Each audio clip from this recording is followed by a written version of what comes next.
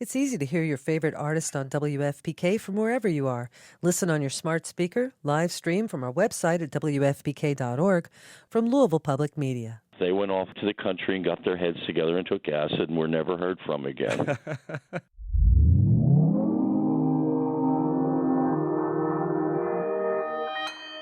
Consequence Podcast Network.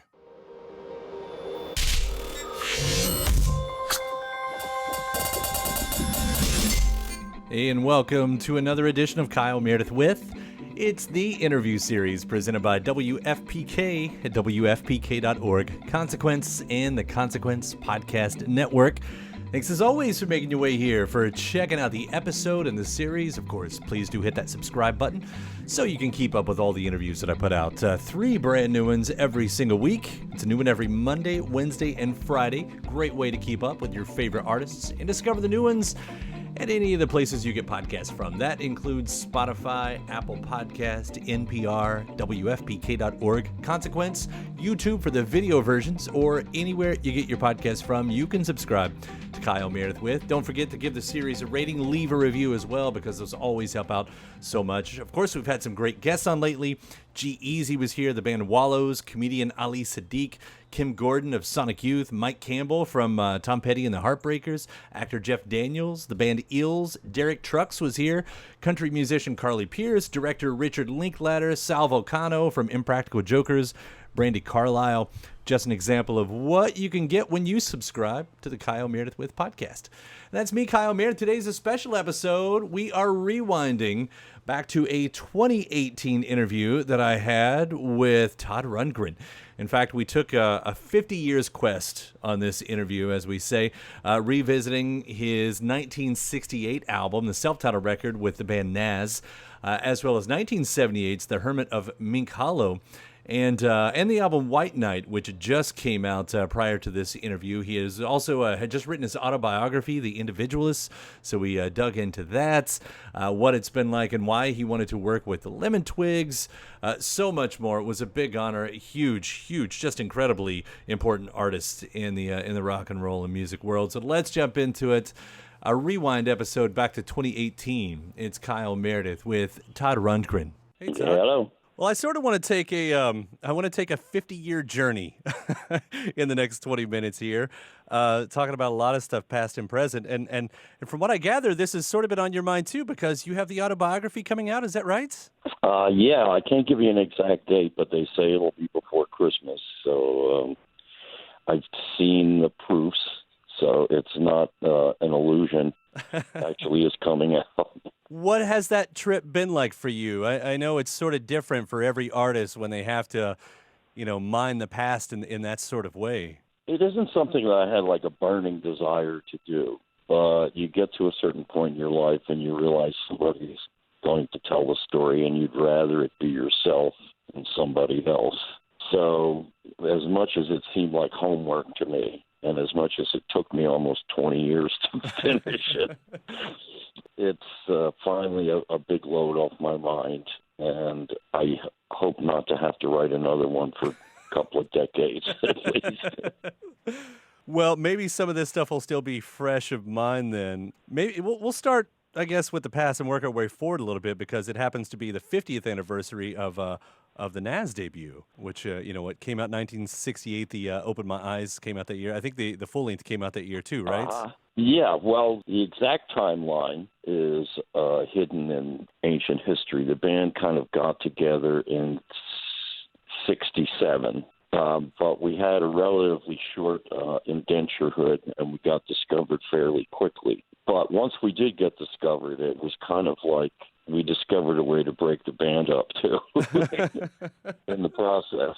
The manager that we had insisted on keeping us kind of off the road because he wanted to build up interest and ticket prices and things like that. And the end result was that the band hardly ever played. And so as time went on, we didn't have that camaraderie that develops when you go out on the road and play a lot. We were mostly just sniping at each other all the time. Still, to have all of that going on around you, as you sort of say there, going from 0 to 60, with success finding you very quickly. I mean, what was that like during that time to see Open My Eyes sort of lift off in that way? Well, the funny thing is, we were expecting "Open My Eyes" to be our big smash debut hit single, but for some reason, radio did not respond to it the way they did to the B-side, which was a dirgy version of "Hello, It's Me." Mm-hmm. So after I had actually left the band, that's when "Hello, It's Me" began to happen at radio, and as a result, I did some gigs with the band in a couple of far-flung places, and I think St. Louis in Texas or something like that, a few gigs where I just fly in, play the gig, and then leave again. And so that was like the high point of the Nazz experience, actually playing some regular gigs. But by then, Carson Van Osten had already quit the band, so I never knew who was going to show up playing bass. And fortunately, after that, I got something of a real gig working at the Albert Grossman organization doing engineering and record production. I do want to hit on the sound real quick there, though, before I move on, because when I look back, so I wasn't there. I wasn't around yet when all this was happening. So, I'm really looking at it through historical hindsight. But to hear the jump of sound between what was going on in rock music in 1963 and what you all were doing by the time 1967 and 68 rolled around is monumental to me. I mean, it's such a huge jump, or it at least sounds like to me, to get to that garage sound. I don't know if it felt like that or if you can attribute to that or anything, but there's so much that happened in those years that changed everything. It's seeming like every single, month. Well, the formula previous to the so-called British invasion and the Beatles was that you find some handsome guy and just put any kind of backup musicians behind them. Nobody knew their names and nobody cared.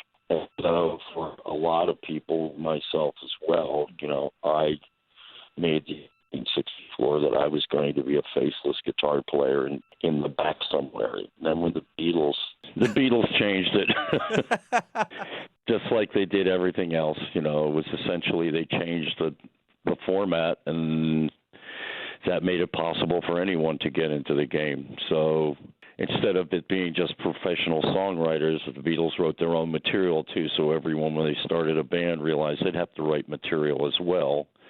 That's why things got so sort of creative after that. It was no longer just the bailiwick of professional songwriters. Now, for you all, though, I mean, I don't know if there was this much thought that went into it, but having come from Woody's Truck Stop, did you find that Nazz needed to be different from that, or was it sort of more of just the next progression? Well, Woody's Truck Stop had the intent of being we started out as a blues band, but about 6 months later, they heard the Grateful Dead's first album, and they all wanted to take acid and go make West Coast style music, which I didn't want to do. Mm-hmm. So I left the band at that point and decided I wanted to start a band that was had more English influence to it. So it was inspired more by like the Yardbirds and the Who and a little bit of Beach Boys thrown in for some reason. But the things that we modeled the Nazz after had nothing to do with the blues pretty much, except through an English interpretation of it. And they went to the country and got their heads together and took acid and were never heard from again. And we'll be right back right after this. Welcome back. It's Kyle Meredith with Todd Rundgren. Well, we'll jump forward. Speaking of history, let's dive in 10 years later. 1978, Hermit of Mink Hollow comes out. And this becomes another big hit for you, especially thanks to the single Can We Still Be Friends? Having been around now, for over 10 years, I don't know if you'd call yourself a seasoned vet at that point. Maybe you would. Could you see how the ups and downs of a career would happen at that point? Was there still the desire and hanging on to this has to be a hit? I never had that kind of attitude because after I left the Nazz, I principally became an engineer and record producer, and I was quite successful at it. So all of my own records were vanity projects of a sort. And so if they had hits or didn't have hits, it didn't make any difference to me. It was still the era of the album artist, and I slotted well into that. The era of the album artist didn't last much longer than that, but it worked out for me. And it pretty much defined the way that I made music ever since, which is I am not a stylist in the sense that I'm looking to create some recognizable sound that I can milk for the rest of my career. I've always been more of an explorer, and I think that's what my audience expects of me at this point. Absolutely. And in fact, we'll get into that a little bit here with White Knight, because that's completely true for what you're doing these days. But before I leave that, I guess with that in mind too, when you look back at the critical response to it, and it's a great record, and it had its fans and everything back then. A lot of people did call that a return to pop for you, which, Utopia might have been doing around there as well. Is that how you heard the record, a return to pop? And is there any reason that you might have come back around to it at that point in that way? Well, I think it was the first record that I seriously did by myself in my own studio in Lake Hill, New York, up past Bearsville. I moved to the country in the mid-'70s, essentially moved a lot of the equipment that I had. I bought some new equipment, built a little studio up there, and started once again making records principally by myself. So the preceding records were a combination of Utopia records or records of my own, which I used various members of Utopia and other musicians from the New York City area.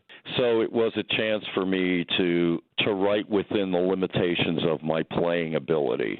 In other words, there are some things that I can write that I can't play myself, and I have to get someone else to play them. But Hermit of Mink Hollow, the writing itself had to be simple and straightforward enough that I was able to perform everything on the record. So essentially an expression of my limitations as a player. It ends up being a as classic. much as it is an experiment in songwriting. There's some songs that I listen to, Bag Lady and Bread, which, it seem to be, two reflections of the more humanitarian, slightly political side of thing. It's life in the 70s or today. Those are still two songs that, completely ring true with the lyrics that you've got going on there. And I started making the threads, I guess, of the stuff that's even, happening on your latest record with White Knight, with I Got Your Back, and you hear those lines like, we will feed the hungry. I don't know, to revisit these themes or to see them go through history in this way and in certain ways, does it feel like it doesn't change and you find yourself writing about the same things that, unfortunately, we shouldn't still need to be writing about at this point? Well, I don't know. I believe it's the Bible. It says the poor are always with us. So that's why the principal admonition of so-called Christianity was anti-materialistic. Give all of your crap away and minister to the poor. Pretty much nobody does that, right. But that was the original admonition. And while I'm not a Christian, I sort of take certain messages to heart, and that's one that has always meant something to me. I didn't grow up in poverty, but I grew up, lower middle class, not particularly privileged in any particular way. We never starved, but, it was an event if we ever went out to eat. It might be once a month or something. So I know what it's like to have a lack of assurity about where your resources are coming from. And I empathize with it, even though I haven't had to live like that for several years. So I like to be we are in the world but not of the world. Have you ever heard that? In other words, you can't ignore what's around you. You have to develop some sort of philosophy about the things that you find unpleasant as well as the things that you think are right. And it's, for me, it's like a constant challenge. Do I give my money to this guy or to the guy across the street? Do I give anybody money? What am I, how do I really feel about this process? Every time it happens, I go through a whole series of thoughts about, what is my responsibility to this strange person that I've never met before. And it eventually finds its way into the material, that, the kind of daily questioning that you have about why you're in the position that you're in and somebody else is struggling and can't figure out what to do with their life. And that makes it all over the latest record too, White Nights. I mean, this is the threads that are running through with all the things we're seeing in the news for certain. How much of that is you, and how much is that is your collaborators? How much freedom did you turn over to the vocalists that you're working with on that record? Well, I had a hand in most all of the lyrical aspects of it. In other words, I did a lot of songwriting and just gave it off to other singers to execute. There were a few instances where there were some minor lyrical contributions. The only instance where it was a full lyrical collaboration was Tinfoil Hat with Donald Fagen, and that's because we just coincidentally happened to be in the same place at the same time. All of the other collaborations were done remotely. So, and in most instances, somebody would send me if I was collaborating with someone else, they'd send me a demo that wasn't finished, something they'd been working on, and then they just couldn't figure out how to take it to conclusion. And then I'm able sometimes to put fresh ears on it and hear it in a different way, and then suddenly we've got a new song. So it happens probably, a number of different ways, but in my recollection, I think pretty much all of the lyrics are of my creation. So you could say that the essential message is coming from me, and that, others empathize with it and make their contribution accordingly. So many strong moments all over it where, they take aim, they stab when they need to stab. It's a really powerful record, and I got to congratulate you on that. Thank you.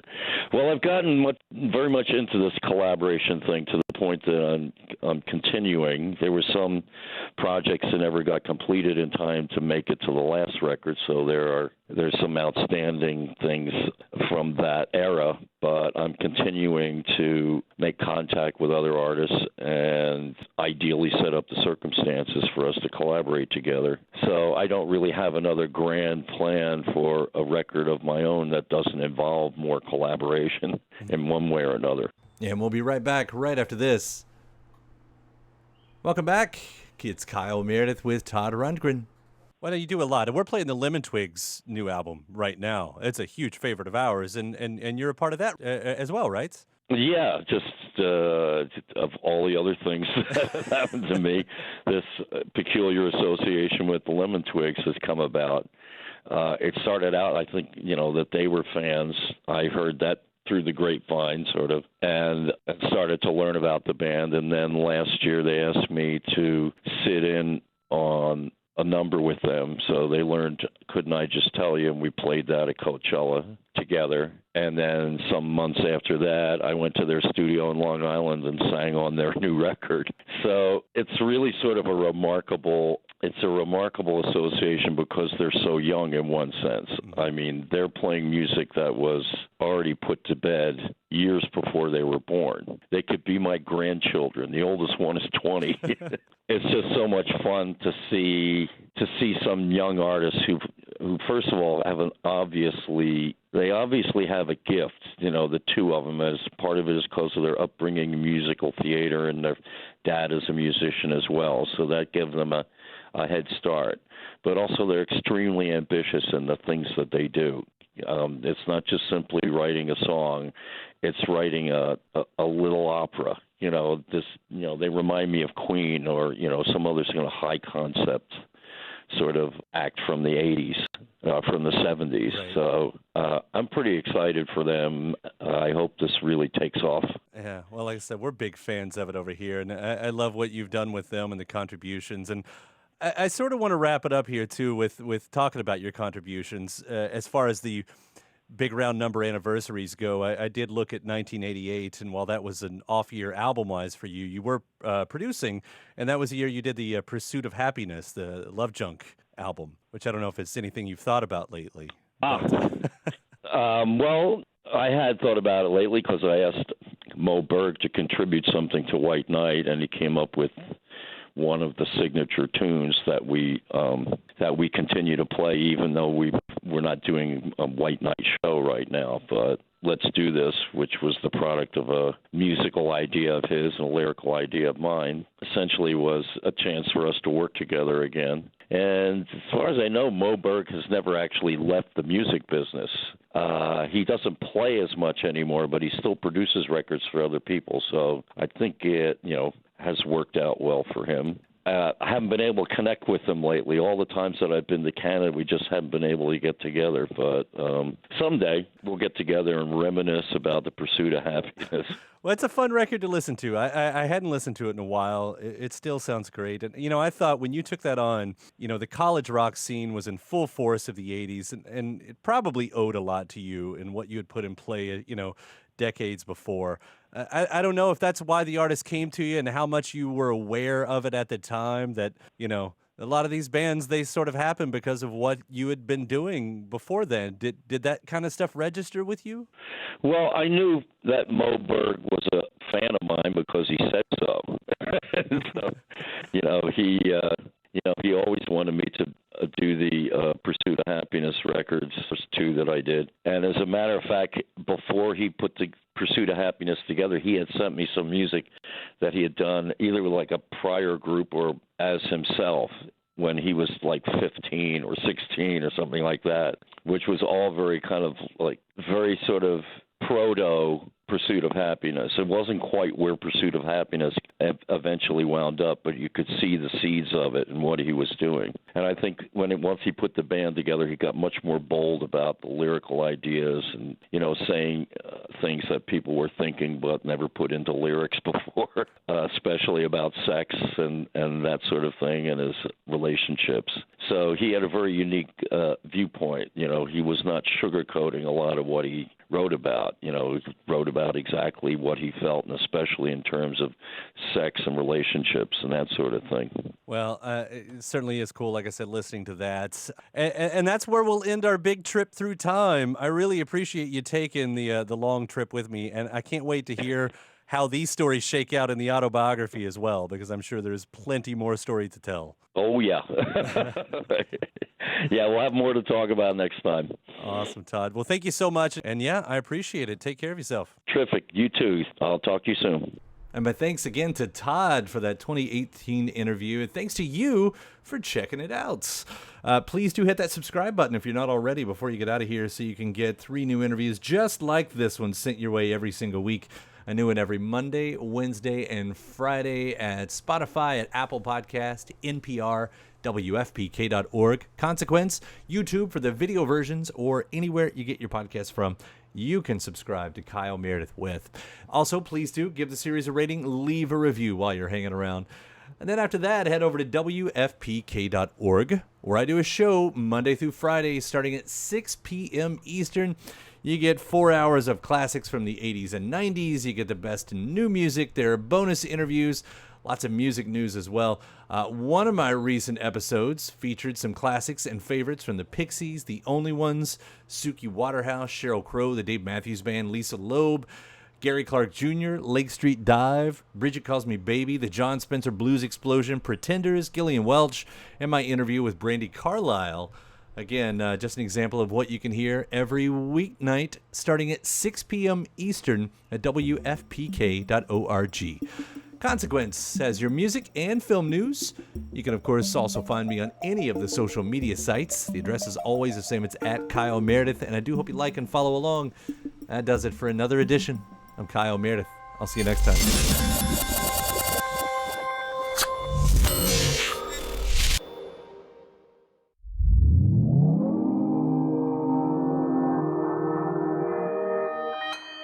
Consequence Podcast Network. It's easy to hear your favorite artist on WFPK from wherever you are. Listen on your smart speaker, live stream from our website at WFPK.org, from Louisville Public Media. It's easy to hear your favorite artist on WFPK from wherever you are. Listen on your smart speaker, live stream from our website at WFPK.org, from Louisville Public Media.